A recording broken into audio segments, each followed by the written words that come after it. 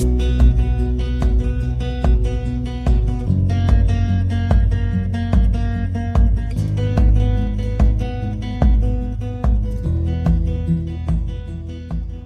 chicos, hola chicas, ¿cómo andan? Soy Jessica Belgrano. Les voy a contar por qué me llamo Jessica Belgrano.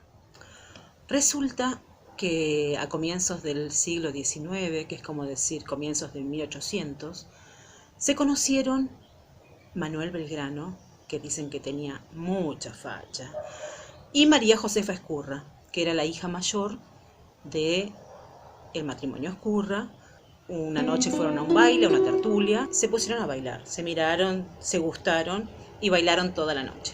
Parece que el papá Ezcurra no estaba muy de acuerdo con esa pareja. Entonces, para evitar que se pongan de novios, le organizó un matrimonio a María Josefa con un primo de ella llamado Juan Esteban Ezcurra. Mucha opción no tenían las chicas en aquella época de oponerse a la decisión de los padres. Entonces se casó. Parece que este Esteban Ezcurra era contrarrevolucionario. ¿Qué quiere decir? Que estaba en contra de la Revolución de Mayo. Cuando logramos echar al virrey Cisneros y lo mandamos de vuelta a España en un barco, Esteban Ezcurra se subió a ese barco y se fue de vuelta a España. ¿Qué pasó? María Josefa quedó muy jovencita, sola, sin marido. Para las leyes estaba casada, pero su marido se había ido a España. Dicen que además de muy hermosa, era una mujer muy valiente. Entonces cuando supo que Belgrano estaba en el norte, a cargo del ejército del norte, dijo, voy para allá y lo acompaño, quiero estar un tiempo con él. Se tomó una diligencia, que es como una carreta, pero un poco más elegante, y viajó los 1251 kilómetros que separan Buenos Aires de Tucumán. En aquella época no había avión, así que el viaje fue larguísimo. Pepita y Manuel tuvieron un encuentro apasionado, que no duró mucho porque, como sabemos, Manuel tenía una prioridad, la independencia de la patria. Pepita quedó embarazada, un embarazo totalmente secreto, porque recuerden que ella estaba legalmente casada y su marido en España. Entonces, ¿qué hizo? ¿La llamó por teléfono? No, mentira. Le escribió a su hermana y le contó que la necesitaba. Y su hermana, Encarnación Ezcurra, recién casada con Juan Manuel de Rosas, resolvieron cuidarla durante el embarazo y hacerse cargo de ese bebé desde el momento de su nacimiento. Así que ese niño, que nació en julio de 1813, se llamó Pedro Pablo Rosas. Pedro Pablo Rosas no sabía que su papá era Manuel y que su mamá era María Josefa Ezcurra, su tía. Cuando Pedro tenía 20 años, un día Juan Manuel de Rosas, su papá, se le acercó y le dijo, Pedro, tenemos que hablar. Salieron a cabalgar y en un momento de la cabalgata, Juan Manuel le confesó a Pedro que su padre de sangre era Manuel Belgrano. Imaginen la sorpresa de ese joven que a los 20 años se enteraba de que su papá no era su papá y de que su mamá no era Encarnación. Bueno, nunca supo quién fue su mamá. Fue el secreto mejor guardado. Pero desde ese día, el día en que supo que su papá era Manuel Belgrano, Pedro sumó el Belgrano a su apellido. A partir de ese momento, empezó a llamarse Pedro Pablo Rosas y Belgrano. Pedro Pablo Rosas y Belgrano se casó con Juana Rodríguez y tuvieron 16 hijos. 16 hijos, más que un equipo de fútbol. Uno de ellos, Francisco, se casó con Manuela Medina y tuvieron 3 hijos, 2 varones y una nena. Uno de esos varones fue César Augusto. Cuando Manuela Medina fue a anotar a su hijo César, como ella no estaba de acuerdo con el gobierno de Rosas, solo lo anotó César Augusto Belgrano. César Augusto se casó con Ubalda Mazzini. Ubalda Mazzini y César Augusto tuvieron 3 hijos. Uno de ellos, mi abuelito Julio César. Mi abuelito Julio se casó con mi abuelita Alba y tuvieron 4 hijos. El mayor, el del medio y 2 mellizos. El mayor es mi papá, Horacio Belgrano, que se casó con mi mamá, que se llama Irene Costa, y tuvieron lo más importante de esta historia, yo, Jessica Belgrano. Y bueno, este año finalmente lo logramos, así que estamos muy, muy emocionados. Hemos esperado esto largo tiempo, así que bueno, un placer, la verdad. Sí, me encantó. Puede ir en A el mí video. me llegan preguntas de chicos y chicas de cuarto grado que realmente me Sí. gustan. Algunas cosas muy divertidas, me preguntan si soy actriz, si estoy guionada, Ay, desde esas preguntas hasta qué pensaría Belgrano de la educación hoy en día. Realmente, claro. bueno, cada personita está atravesada por múltiples Sí, circunstancias y por múltiples experiencias, y hay algunos que tienen por su crianza otras inquietudes. La idea es que todos puedan llegar a inquietarse y que todos claro. y todas estén abiertos a preguntarse más cosas, ¿no? Creo que es Exacto. la base del pensamiento crítico, poder Sí. brindar acceso, democratizar el acceso al pensamiento crítico. Bueno, un poco la idea Chicos, ¿a nuestra mí me parece? de nuestras secretarías parte de esto, ¿no?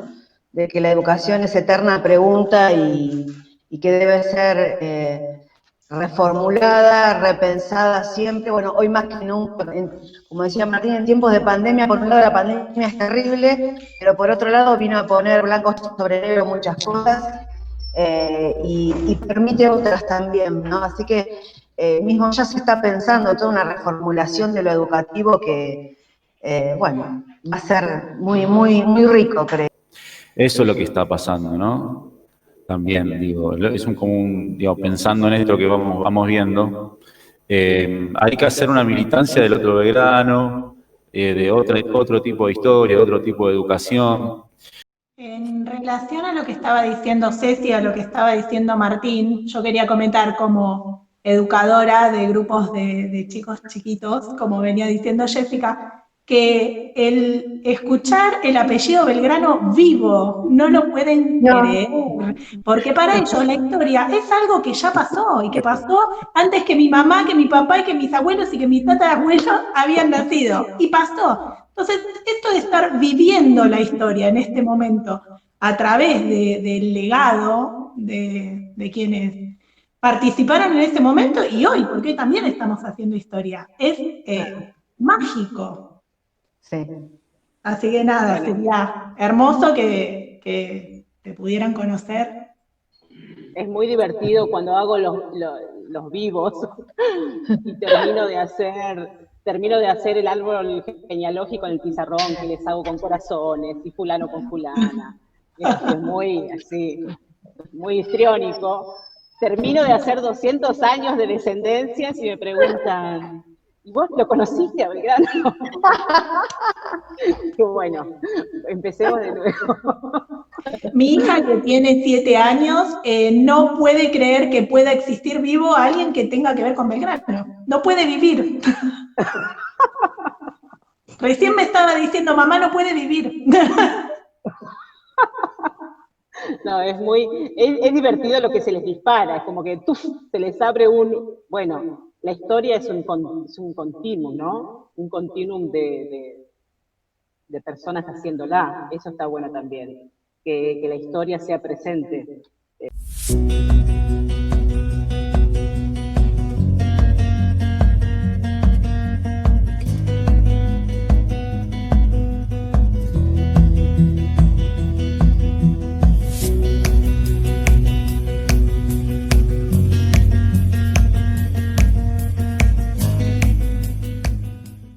Les voy a contar mi parte de la historia, porque el cholulo de Fioretti contó su versión de los hechos.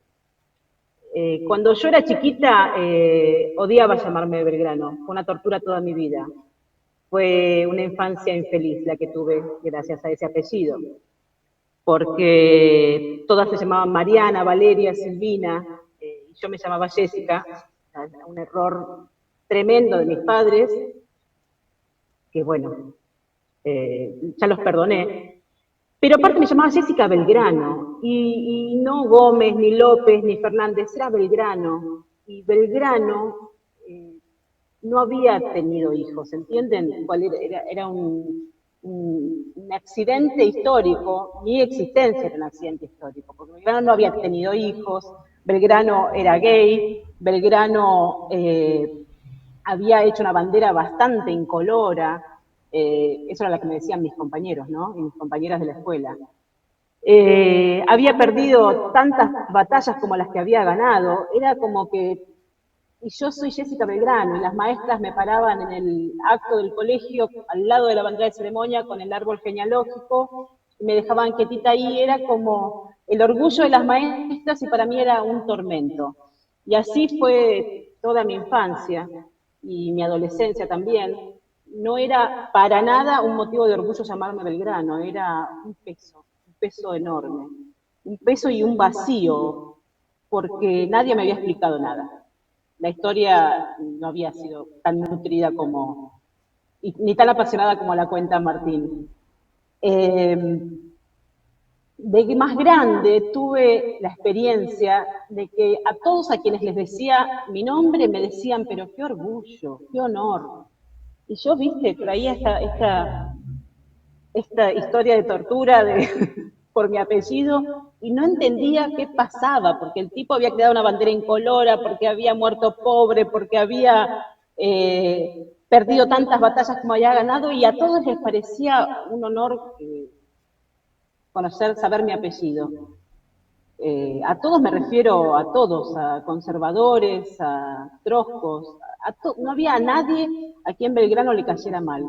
Y eso me empezó a hacer un poco de ruido, porque digo, qué raro que haya alguien que le caiga bien a todo el mundo, algo no se entendió, algo no me está cerrando. Y ahí empezó como a dar cierta curiosidad. Disculpen, ustedes son todos docentes, historiadores, y yo vengo a decir que llamarme Belgrano era una vergüenza, pero bueno, fue mi experiencia.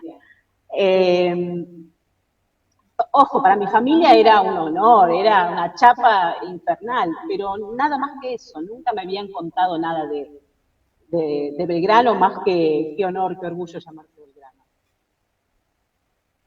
Entonces un día yo trabajaba en una empresa privada y se me acerca una persona, un cliente, y me dice, yo soy fulano de tal, el hijo del presidente del Instituto Belgraniano.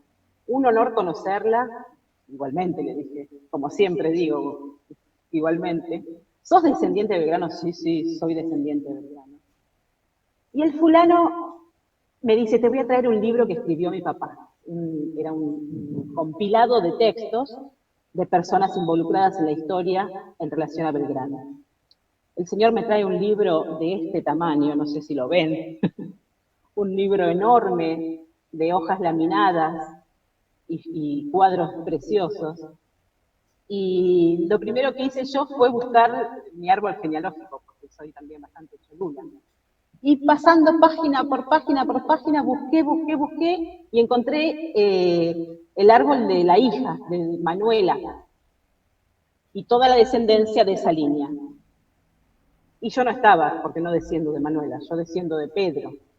Y cuando llegué a la parte de Pedro, se reducía a un párrafo en el que decía que habladurías afirmaban que Belgrano había tenido un romance con María Josefa Escurra, de cual habría nacido un hijo que habría sido criado por Juan Manuel de Rosas, pero que no pasaba de un rumor histórico. Ahí pensé, chau, empecé a desvanecer como la foto de Volver al Futuro. ¿Vieron cuando se van desapareciendo los integrantes de la foto? A mí me estaban haciendo desaparecer. Digo, una historia, ¿cómo es la historia, no? Porque decide quién está dentro, quién está afuera. ¿Quién decide eso? Entonces fue ahí cuando le dije a mi hija, che, decile a ese profesor tuyo de historia que quiero charlar con él. Y bueno, me encontré con este cúmulo de pasión y un torbellino de expectativas. Y bueno, la idea fue revisar un poco qué pasa con esa historia oficial, ¿no? ¿Qué pasa con esa historia que nos nos encorsetó en una defensa de intereses de otros, que se escribió para defender intereses propios y de amigos, pero que tuvo la habilidad también de hacer que los comunes defendieran esos intereses. Si no, no se entiende cómo el otro día los santafesinos salieron a abrazar, a hacer un abrazo simbólico a Vicentín. Nos educaron para defender intereses de otros. Y a este pobre Belgrano, que había tenido todas esas ideas que nos cuenta Martín y que nos va a contar el otro Martín, no nos habían contado nada. ¿Qué pasa con eso? ¿Qué elipsis histórica hubo? ¿Quién decidió que se iba a contar? ¿Por qué no nos contaron solamente que Belgrano creó la bandera y murió pobre? ¿Qué se esconde detrás de todo lo que no se cuenta? ¿Por qué moldearon nuestra historia? ¿Por qué moldearon nuestros perfiles para ser defensores de intereses de otros? Entonces, bueno, me enorgullece mucho que mis compañeros se hayan enganchado con el libro, que tengan esa voluntad de contar, y creo que nos tiene que interpelar a todos, ¿no? Porque yo escribo en mi recita del libro que hubiera pasado si nos hubiésemos querido parecer a ese padre de la patria, ¿no? Digo, Belgrano, como contó Martín, soñaba con una patria industrializada, que valorara y preservara su comercio, que repartiera sus tierras, que educara a sus hijos e hijas. Soñaba con la unidad continental para defenderse del enemigo exterior. Soñaba con un país mucho mejor que el que tenemos, ¿no? Entonces, ¿qué hubiera pasado si nos hubiéramos querido parecer a ese padre de la patria? Habríamos conseguido, sin duda, una patria más justa. Entonces, les hablo a ustedes, docentes de la patria. Si vamos a enseñarle a Belgrano para siempre, formemos sujetos que recuperen esos ideales y que quieran cambiar el mundo, empezando por nuestra parte del mundo. Y bueno, generemos esa conciencia de que la bandera no es solo para gritar los goles en los mundiales, sino que trae atrás un montón de proyectos y bueno, que lo aprendan a Belgrano como corresponde, con esa pasión que mostró Martín en sus palabras y con esa verdad. Esa es mi participación en el libro y esa es mi participación en los videos que hice para los chicos de cuartos grados en relación al Bicentenario y a la promesa de la bandera, y creo que tenemos una enorme posibilidad en las manos en este momento. Este momento creo que nos abre un montón de intersticios por donde meternos y por donde contar qué pasó con el otro Belgrano y qué sueños tenía para esa bandera.